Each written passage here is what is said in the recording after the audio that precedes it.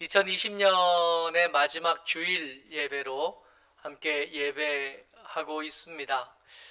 2020년을 살면서 참 특별한 한 해를 보낸 것 같아요.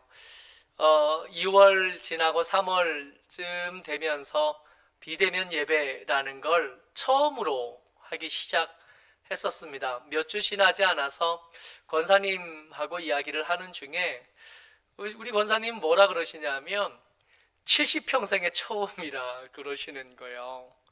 권사님 70평생의 처음 맞이하는 걸 우리가 맞이하는 거니까 정말로 평생의 처음입니다. 비정상인 것 같은 시간을 지내고 있어요. 그때 한참 시작할 때 그런 기대들이 있었습니다. 지난 3월 달에 날이 좀 따뜻해지면, 계절이 바뀌면 다시 정상으로 돌아갈 수 있지 않겠나 그렇게 생각을 했었거든요. 근데 웬걸이요?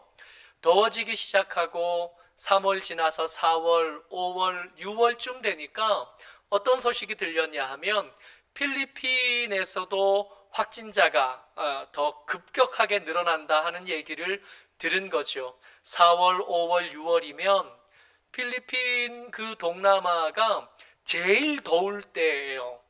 40도씨 이상 막 올라가고 그럴 때니까 그때 눈치를 챘습니다. 더워져도 끝나는 건 아니겠구나. 그리고 다시 추워졌잖아요. 이제 다시 추워졌는데 계속해서 나오는 이야기가 백신을 맞으면 괜찮다. 백신을 얼마나 빨리 손에 얻고 접종을 받을 수 있겠나 하는데 기대를 거는데, 여러분 그 기대가 사실은 이게 제가 이렇게 볼 때는 그렇게 대단해 보이지가 않아요. 지금 접종받고 있는 그 백신이라는 게 영하 70도에서만 보관이 될 수 있답니다. 여러분 영하 70도면 그 영하 70도를 유지할 수 있는 냉장고가 우리 주변에는 없어요. 그러니까 특별히 따로 만들어야 되는 거예요. 특별히 따로 만들지 않으면 보관이 안 되는 겁니다. 여러분 이 백신 보관할 수 있는 시설을 가지고 또 혹은 시설을 만들 수 있고 그 시설을 통해서 옮겨서 접종받을 수 있는 사람들이 몇 명이나 될까요?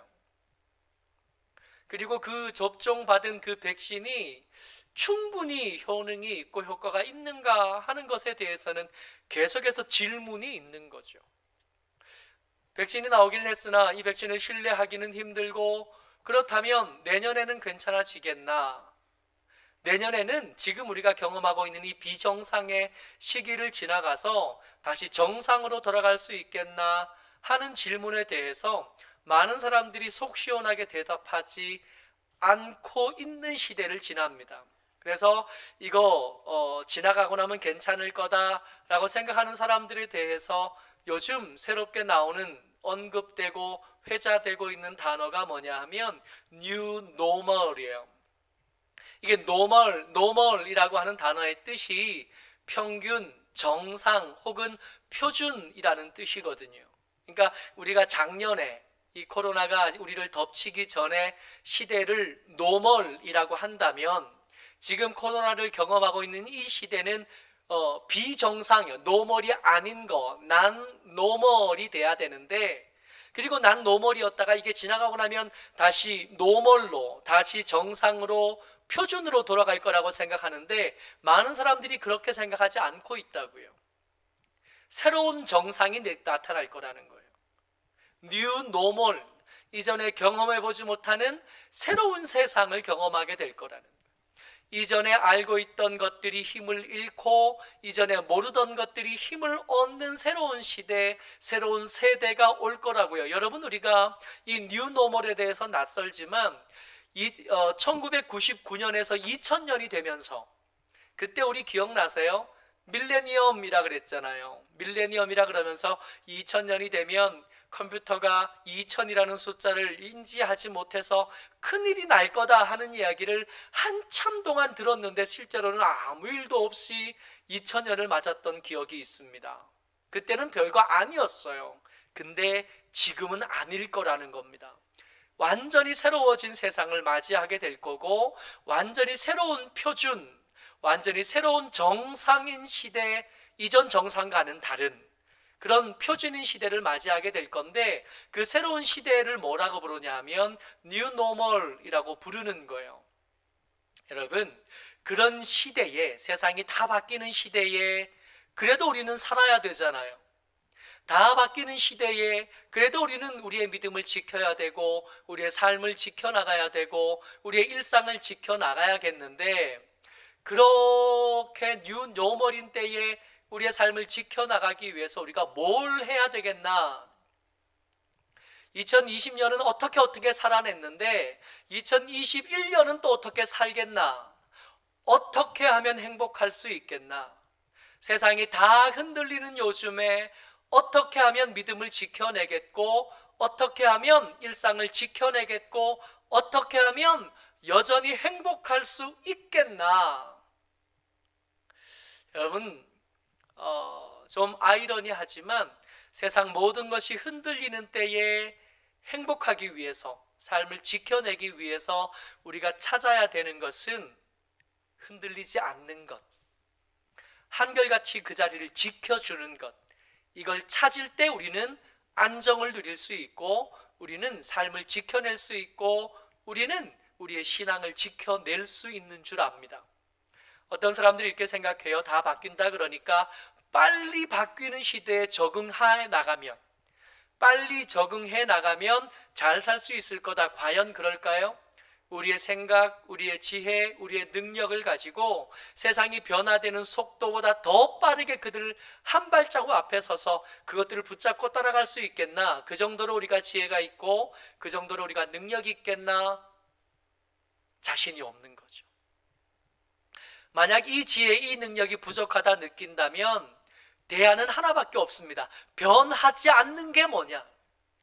세상이 다 바뀌어도, 세상이 다 흘러가도 여전히 그 자리를 지켜줄 수 있는 게 뭐가 있겠나? 그거 붙잡는다면, 이것을 확인한다면 우리는 어쩌면 더 쉽게 이 혼돈의 시대에, 흔들리는 시대에 삶과 신앙을 지켜낼 수 있게 될 줄을 믿습니다. 그래서 시편 32편 말씀 보면서 이 시인이 생각했던 변하지 않는 것, 여전히 복되고 여전히 행복할 수 있는 방법, 그것들을 좀 같이 나눠 보려고 합니다. 먼저 32편 읽었던 말씀입니다. 1절 같이 읽지요. 누가 행복한가? 같이요. 시작. 허물의 사함을 받고 자신의 죄가 가려진 자는 복이 있도다.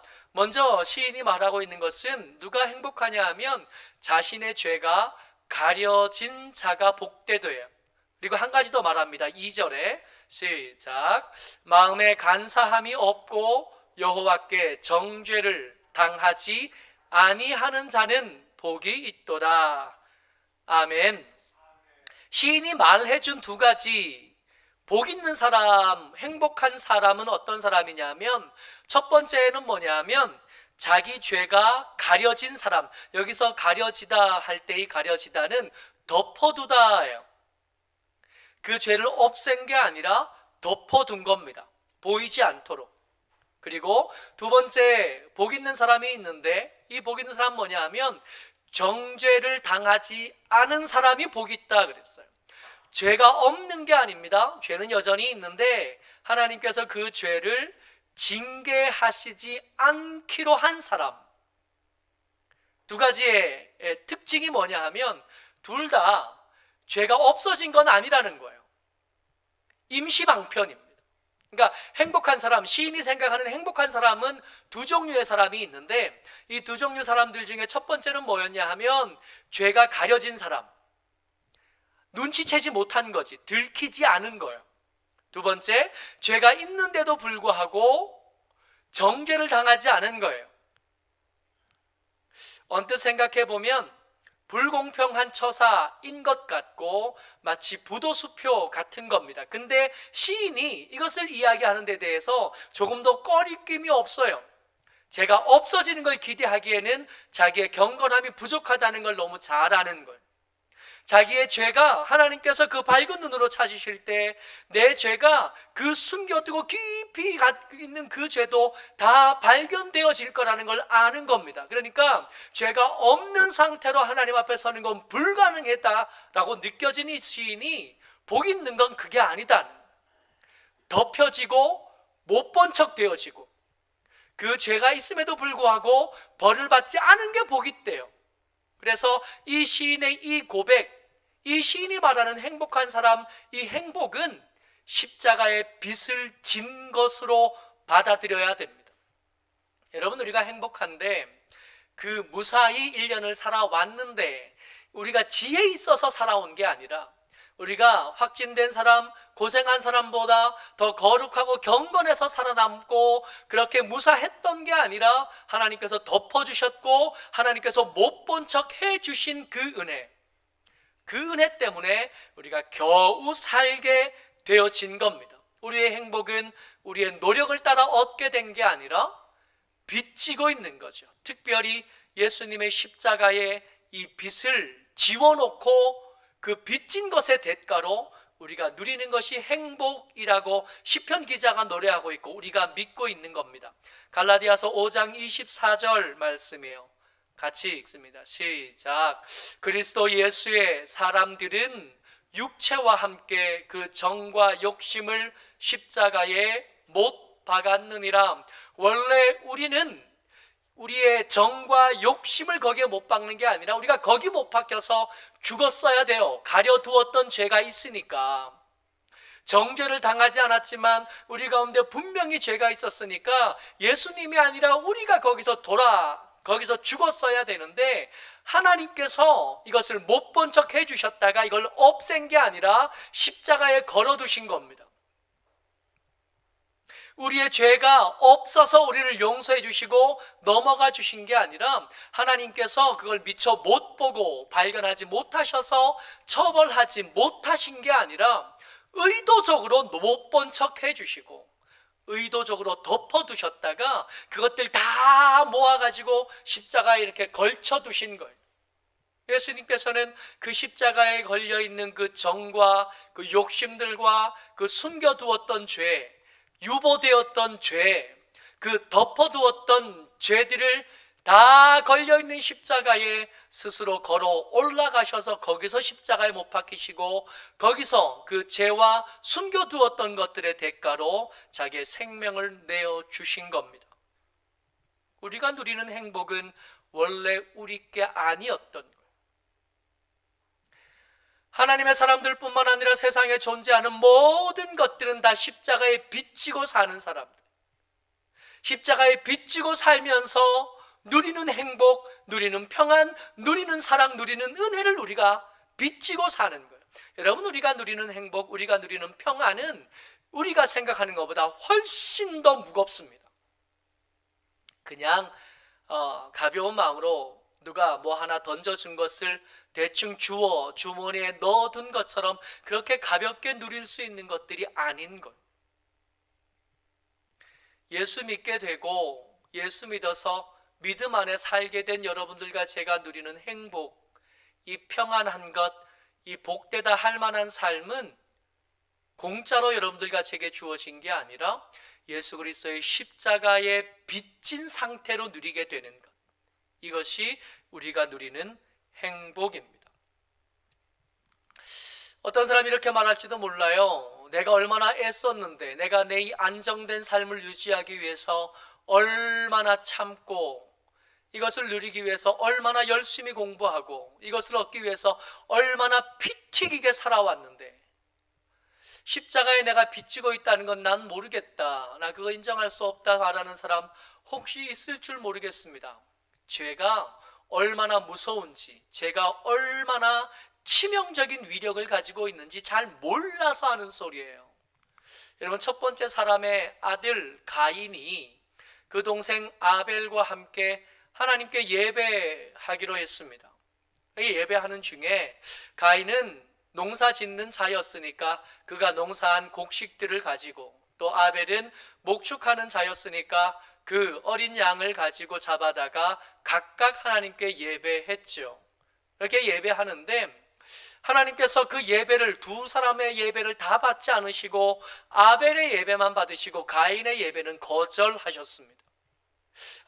여기 가인의 예배가 거절되고 나서 성경은 이 가인의 예배를 거절하신 하나님의 이유에 대해서 이렇게 말씀하셔요. 뭐라고 말씀하시냐면, 가인도 하나님께 예배하기에 합당하지 않았고 가인이 드린 예물도 하나님 앞에 합당하지 않았어. 그래서 거절했다고.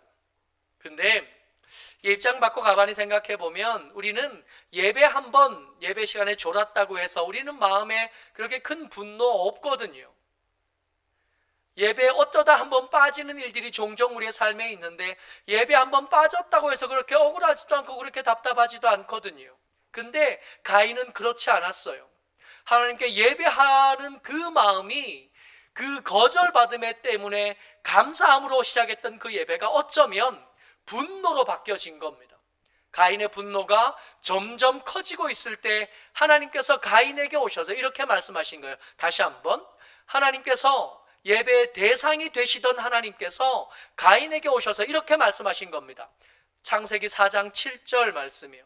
같이 읽습니다. 시작. 내가 선을 행하면 어찌 낯을 들지 못하겠느냐. 선을 행하지 아니하면 죄가 문 앞에 엎드려 있느니라. 죄가 너를 원하나 너는 죄를 다스릴지니라. 여러분, 죄를 범하기 직전에 하나님께서 경고해 주신 겁니다. 죄가 너를 노리고 있다고. 죄가 너를 삼키기 위해서 문 앞에서 기다리고 있다고. 자칫하면 죄에 넘어갈 수 있다고. 몰랐던 게 아니야. 하나님께서 말씀해 주셨다고요. 그 예배가 거절된 것 때문에 분노한 가인에게 하나님께서 기회를 주신 거잖아요. 죄를 범하지 않을 기회, 죄에 넘어가지 않을 기회, 죄가 이끄는 대로 살아가지 않을 수 있는 기회를 하나님께서 가인에게 주셨다고요. 그러니까 이 경고를 들으면서 가인 마음속에서는 전쟁이 일어나고 갈등이 시작됐을 겁니다. 하나님께서 말씀하신 것처럼 죄에 먹히지 않고 다음에 다시 예배할 때는 선을 행하여 예배자로 준비되고 하나님께서 받으실 만한 예물로 다시 준비해서 예배를 잘 드릴 수 있는 기회, 이것들과 그럴 것 없이 아벨을 없애면 예배자는 나만 남게 될 거고, 그러면 하나님께서 내 예하 드리는 예배 안 받으시고 어떡할 거야 하는 그 분노로 가득 찬 마음이 싸우는 거예요. 내 행복이 십자가에 달려있다는 것을 인정 못하겠다고 생각하는 사람들, 내가 노력해서 이 행복을 얻었다고, 내가 열심히 애써서 이 행복을 얻기 위해서 그렇게 애썼고 그 땀 흘린 것의 대가로 내가 지금 이 안정과 이 평안을 누리는 거라고 생각하는 사람들, 잘 들으셔야 돼요. 이 죄에 대한 경고를 받은 가인이 고민했을 텐데 그 고민의 결과가 뭐죠? 우리 너무 잘 아는 것처럼 이 가인은 아벨을 죽였습니다. 하나님의 경고를 직접 들었음에도 불구하고 그 경고의 말씀을 듣고 그 말씀을 따르는데 실패했다고요. 여러분, 가인보다 우리가 낫다고 함부로 생각하는 것은 교만입니다. 말씀드렸던 것처럼 가인은 예배자예요. 비록 실패하긴 했지만 그 예배가 실패한 것 때문에 분노할 정도는 되는 사람입니다. 우리보다 나은 사람, 예배에 대한 간절함이 우리보다 더 클 수 있는 사람입니다. 그런데도 하나님께로부터 직접 들은 경고가 있음에도 불구하고 그 경고의 말씀을 따르기보다 자기 분노에 먹혀버렸다고요. 못 이겨요. 그래서 하나님께서는 우리 마음속에 죄를 향한 면역 체계를 만들어 주신 겁니다. 죄가 이렇게 들어오면 알 수 있도록, 눈치챌 수 있도록. 여러분, 우리 몸에는 이 면역 체계가 만들어져 있는데 병균이 이렇게 들어오면 우리 피 안에 들어있는 백혈구가 이 병균과 싸우잖아요. 이 병균과 싸우는 와중에 열이 나는 거거든요. 우리가 상한 음식을 잘못 먹으면 설사가 나잖아요. 왜요? 그 들어온 잘못된 것들을 빨리 내보내야 건강하겠으니까. 그래서 면역 체계인 거죠. 병균이 들어왔을 때 병균과 싸울 수 있는 백혈구를 만들어 주신, 잘못된 음식이 들어왔을 때 이것을 빨리 내보낼 수 있는 체계가 만들어져 있는 거죠. 그래서 이게 해열제를 먹는 것과 지사제를 먹는 게 도움이 될 때도 있지만 사실은 도움이 안 될 때도 꽤 많대요. 죄를 향한 면역 체계예요. 죄가 우리 가운데 들어왔을 때 우리가 이 죄와 함께 살지 못하도록 만든 면역 체계가 우리 가운데 있다고요. 23편 3절 말씀입니다. 같이요. 시작. 내가 입을 열지 아니할 때에 종일 신음함으로 내 뼈가 쇠하였도다. 죄가 우리 가운데 들어왔는데 하나님의 가려두시는 은혜, 하나님께서 못 본 척 해주시는 그 은혜에 내 죄를 내어놓지 않을 때, 내가 입을 열어 그것을 고백하지 않을 때 내 속에 어떤 일이 일어났냐 하면 신음할 수밖에 없는 마음의 불편함이 내 마음속에 일어나서 움직이기 시작하는 겁니다. 근데 이 신음이 그저 그냥 생각 속에서 마음 속에서 추상적인 형태로만 나타나는 게 아니라 내 뼈가 말라가고 내 뼈가 쇠하여지는 증상으로까지 나타나기 시작하는, 면역체계가 움직입니다. 내 속에 죄가 들어왔어요. 고백되어지지 않고 하나님 앞에 내려놓아지지 않은 죄가 우리 속에 들어왔을 때 내 마음에서는 면역체계가 움직이기 시작하는데 그 첫 번째 면역체계가 뭐냐면 신음이에요. 이 신음이 얼마나 깊고 얼마나 무서운지 뼈가 말라가는 것처럼 힘들고 뼈가 말라가는 것처럼 고통스러운 거죠. 4절에 하나 더 소개해 줍니다. 시작. 주의 손이 주야로 나를 누르시오니 내 진액이 빠져서 여름 가뭄에 마름같이 되었나이다. 이 하나님께서 우리 속에 주신 이 면역체계가 죄가 우리 속에 들어오니까 하나님께서 그 손을 들어서 나를 누르시는 거예요. 그냥 잠들지 못하도록, 죄가 있는 상태로 그냥 버티지 못하도록 하나님께서 밤낮으로 나를 누르시는 거예요. 왜요? 죄가 있는 상태로 그냥 살다가는 더 큰 일이 생겨나고 더 어려운 일이 생겨나겠으니까. 몸에 열이 나는 것처럼, 잘못된 음식을 내보내려고 설사가 나는 것처럼 하나님께서 신음과 누르심으로 나를 이렇게 눌러대시는 거죠. 이 면역체계에 대해서 사람들이 그런 거 싫다고, 나는 하나님하고 상관없는 사람이라고, 그냥 나 알아서 하도록 내버려 두라고, 내 인생 내가 알아서 하겠다고 그렇게 말하는 사람 혹 있을지 모르겠어요. 아마 시인도 그런 마음이 들었던 것 같아요. 그냥 하나님 없이 그냥 나 혼자 알아서 살겠다 하는 마음이 혹시 들었던 것 같아요. 그래서 이렇게 노래합니다. 32편 9절 말씀이요. 같이요. 시작. 너희는 무지한 말이나 노새같이 되지 말지어다. 그것들은 제갈과 굴레로 단속하지 아니하면 너희에게 가까이 가지 아니하리로다. 누르는 마음이 있어도, 마음에 신음이 있어도 하나님께서 누르시는 손으로 꽉 밤낮으로 눌러대도 난 모르겠다고, 그냥 나 알아서 살겠다고, 그렇게 살겠다고 말하는 사람들을 부르는 성경의 언어가 뭐냐 하면 니들이 무지한 말이냐? 니들이 생각 없는 노새냐? 여러분, 이 말과 노새가 지금 무지하다고 여겨지는 이유가 뭐냐 하면 등에 무거운 것을 졌어요. 내려놓을 기회가 생겼다고요. 내려놓을 기회가 생겼는데 내려놓으려고 하지 않는 거예요. 지금 주인이 몇 걸음만 더 가면 목적지에 도착해서 그 말 고삐를 끌어와서 목적지에 몇 걸음만 더 가면 도착하는 그 목적지에서 짐을 내려주려고 하는데 이 노새가, 이 말이 안 가겠다고 버티는 거예요. 근데 이런 사람들을 향한 지칭하는 언어가 이 시편에만 있는 게 아니라 베드로 후서에도 나오더라고요. 이 거짓 선생과 거짓 선지자들을 지칭할 때 베드로 후서에서 그 사람들을 뭐라고 말하냐 하면 잡혀 죽기 위하여 난 이성 없는 짐승이다. 저들의 삶의 목적은 뭐 하나밖에 없어요. 잡혀 죽는 것, 그것을 목적을 향해서 이렇게 가는 거예요. 무지한 말, 노새 혹은 잡혀 죽기 위하여 난 이성 없는 짐승이요. 일본에 미야우치라는 사람이 있었대요. 이 사람은 평생 구걸하고 가난하게 그렇게 살다가 67세에 영양실조와 동맥경화로 죽었습니다. 근데 이 사람은 살아있을 때는 아무도 이 사람들을 주목하지 않았을 거 아니에요. 그걸 하는 사람 누가 이렇게 유심히 보나요?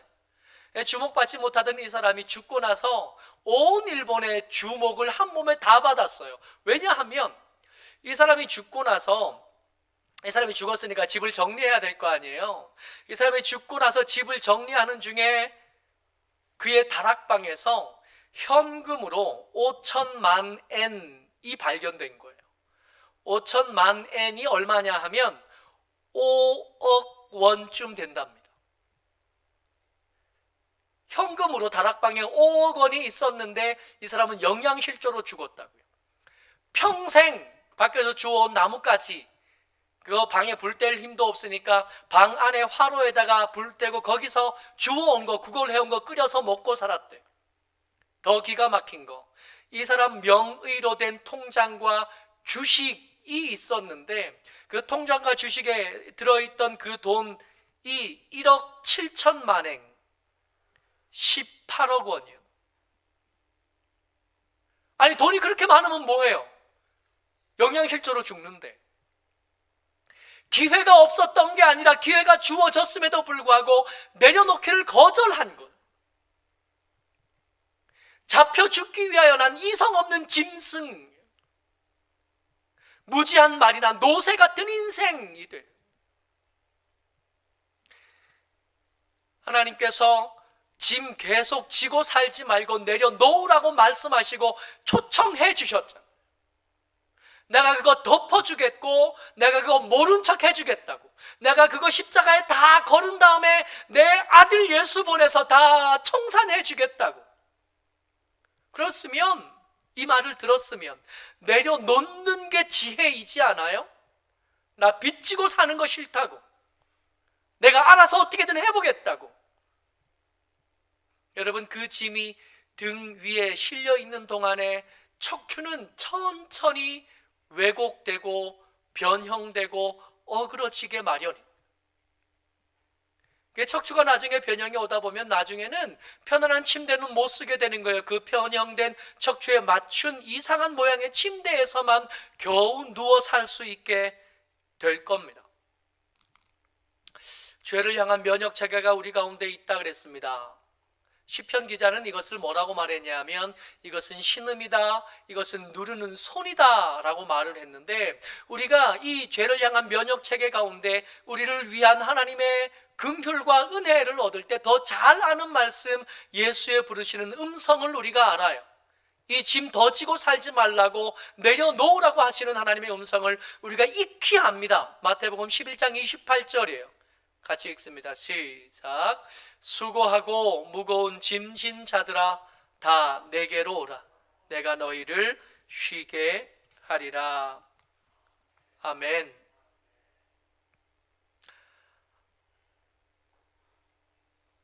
어떻게 하면 행복하게 살 수 있냐고요? 우리 능력으로 어찌 해보겠다는 그 시도를 좀 포기할 때 우리는 행복할 수 있습니다. 우리의 행복은 우리의 능력과 우리의 힘으로 만들어낼 힘이 사실은 우리에게 없다고요. 하나님께서 사람을 만드셨고 세상을 만드셨는데 이 사람이 행복하게 살기 위해서 하나님께서 당신의 역할을 설정해 주셨던 거죠. 그 짐 너희들이 지는 게 아니라 내가 지는 게 맞고, 그 무거움 너희들이 지는 게 아니라 내가 지는 게 맞아. 그러니까 내게 맡기면, 이게 원래 우리가 만들어질 때 그렇게 만들어졌다고요. 야, 안 들으니까, 무지한 말이나 노새처럼 살겠다고 고집을 피우니까, 잡혀 죽기 위하여 난 짐승처럼 살겠다고 그렇게 아득바득하니까 여전히 우리는 행복하지 못하고 여전히 우리는 삶의 무게에 짓눌려 사는 거라고요. 오늘도 예수님 말씀하십니다. 수고하고 무거운 짐진 자들아 다 내게로 오라. 내가 너희를 쉬게 하리라. 오늘 설교의 제목이 누가 행복한 사람인가? 평생 한 번도 살아본 적이 없고 경험이 많은 어른들에게 조언을 구해도 제대로 된 조언을 구할 수 없는 때에 여러분들과 제가 삽니다. 누가 행복한 사람이냐고요? 겸손하게 주를 찾는 사람이 행복한 사람입니다. 지난 한 해를 살아낸 저와 여러분들, 앞으로 한 해 또 살아야 될 텐데 예전 같지 않을 거라고요. 예전과 같은 것 찾다가 무지한 자가 될 수밖에 없다고요. 완전히 새로운 시대를 맞이하게 될 텐데 그때 이 말씀 꼭 붙잡고 기억할 수 있게 되기를 바랍니다. 한 절만 더 같이 읽겠습니다. 로마서 8장 12절 말씀이에요. 같이요. 시작. 그러므로 형제들아 우리가 빚진 자로 돼 육신에 져서 육신대로 살 것이 아니니라. 아멘. 하나님께 우리의 짐을 맡겨드린 후에 하나님께서 우리에게 요구하시는 삶을 기억하고 땅의 것만 바라보고 땅의 것 때문에 허덕이며 사는 삶을 이제 그만두고 하나님 바라보고 하나님의 도우심을 기대하고 하나님의 인도하시는 대로 살아가는 저와 여러분들, 하나님의 귀한 사람들, 주의 평안을 누리는 복된 사람 되시기를 주의 이름으로 축복합니다. 아멘. 은혜가 많으신 아버지